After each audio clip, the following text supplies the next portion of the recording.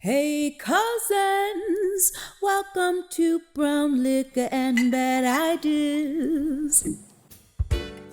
Welcome, cousins, to this episode of Brown Liquor and Bad Ideas. I'm your cousin, Cornell Wright, the People's Lobbyist.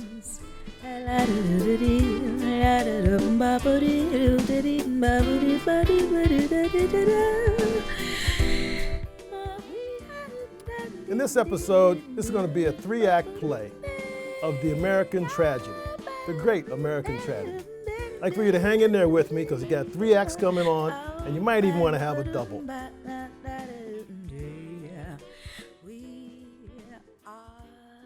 So, cousins, let me describe the first act of the great American tragedy.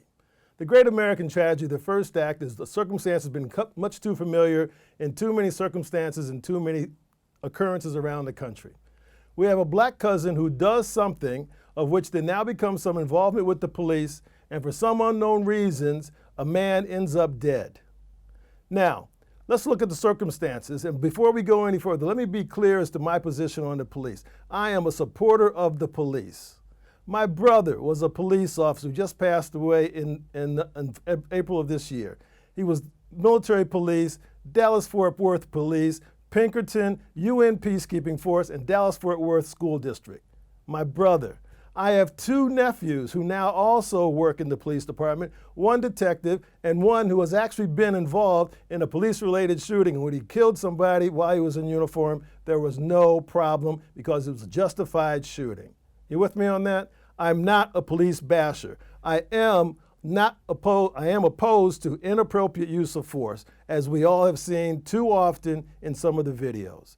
That's the position of the police. We then have the local governments in the various cities and municipalities. And what are they doing? They're in a reactionary position, trying to then cower some in whatever situation, certainly not clear in regards to being upfront and forthright in regards to supporting all of our cousins.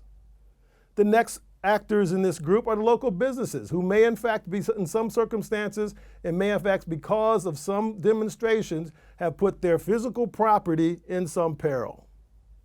Then we have those cousins who now identify that there has been a wrong. One of our cousins, something drastic has happened to them, and they want to take to the streets, exercising one of their constitutional amendments for protest peacefully. Then we have cousins who then feel that they need to be in some position to somehow provide protection for someone and to be involved in some other way in perhaps a more aggressive form that is required or necessary. And then there's all of us. The rest of us cousins who are now sitting there watching circumstances develop either on TV or on social media, listening to various talking heads like myself in regards to giving their assessments of what's going on. Cousins, the script is playing over and over and over. It's an American tragedy.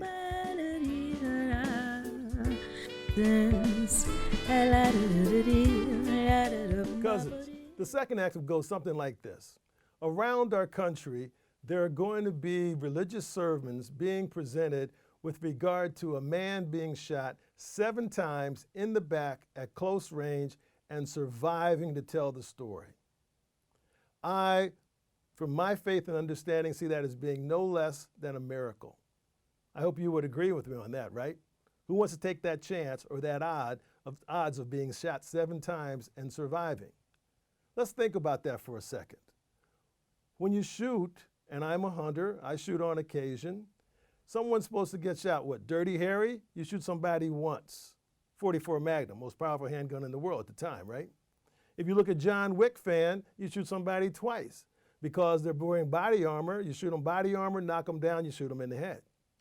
If you're in the military, you're not gonna shoot someone 7 times because it's a waste of ammunition and you need to move on. You may need that later. If you're a hunter, you don't shoot your game 7 times. Why? Because it will shred the meat, and then you have to go finding all those fragments and bullets. So then it becomes a question, cousins, what's the justification of that? And where, in fact, how do you get there? What is the mental process? What is the mental breakdown that gets you to that point? Now, think about this, cousins. There's going to be those religious services. And there's going to be those opportunities in which that man is going to be able to talk to us in the future for who knows how many decades. Hope he lives a long life. Because that is nothing short of a miracle that's trying to show us and demonstrate to us that things aren't right.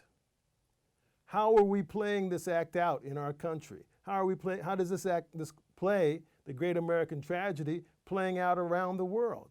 Don't you believe those other countries are using this as propaganda against us, i.e. that misinformation that we talked about before?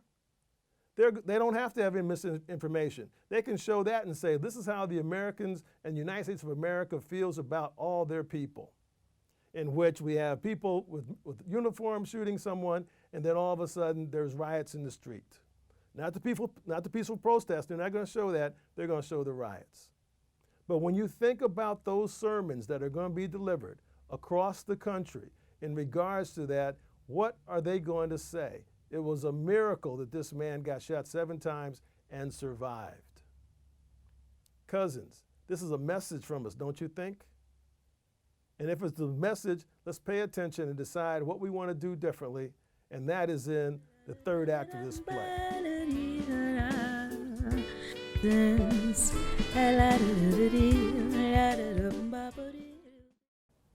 Let's go to Act 3 of this new tragedy.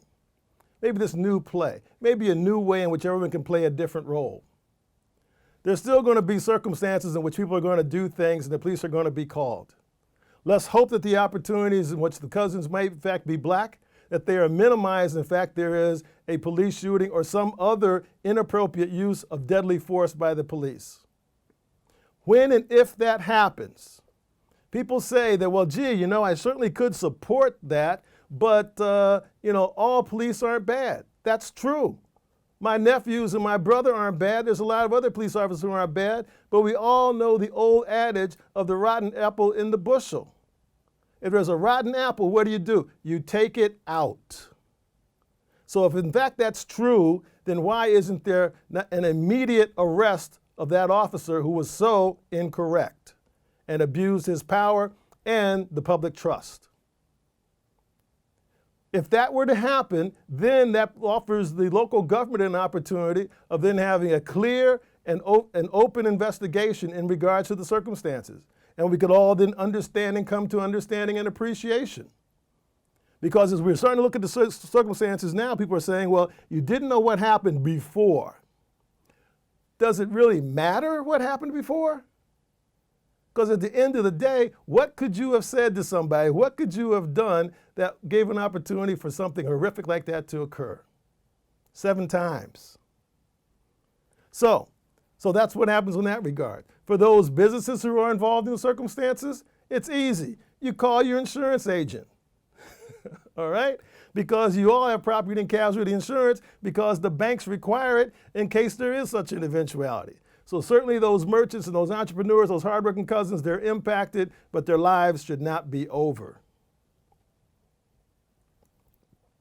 Now, the next part is, what happens to the cousins who want to go out and demonstrate on behalf of that person? Do that. Do that in the daytime. Why? Because cell phones work better in the daytime. There's clear communications in the daytime. And by the way, nobody wants to have the looters and those other kind of jerks that are out there trying to mess up the good intentions of peaceful demonstrations for the right reasons. Go in the daytime. At night, leave. And then at night, for those who were working and couldn't get there, what do? Let's take a page out of what the folks either in Italy or Argentina or whatever doing a covert. They banged pots and pans and spoons at night. Let's go from 6:30 to 8:30. Stop immediately at 8:30. Why? Because then I got to get up in the morning. The old folks have to get to sleep. Bang your pots and pans. Don't destroy any property. And repeat until satisfaction has occurred in your town or city. For those cousins who feel they need to come in to support, to show a contrary position, come in unarmed. Be brave as those folks who are out there already demonstrating who are not armed. And besides, if this is not your house or your business, you don't have any need to support or protect it. So, the difference, and so we as the audience, what's our role? We continue to watch it until truth and justice for all is maintained and achieved. Three-act play, cousins. The current scenario, the stories we're going to be living with for decades to come of a miracle that occurred in front of all of our eyes, and a better script that we could all follow to get to the justice, get to the truth, and get our country on a better footing and closer together. Everybody gives a little bit. We all come together. We go where we need to go in a positive direction. You with me, cousins? All right, look. Took a little longer than usual. Have one with me. Keep wearing your mask. Let's take care of each other out there. Take care.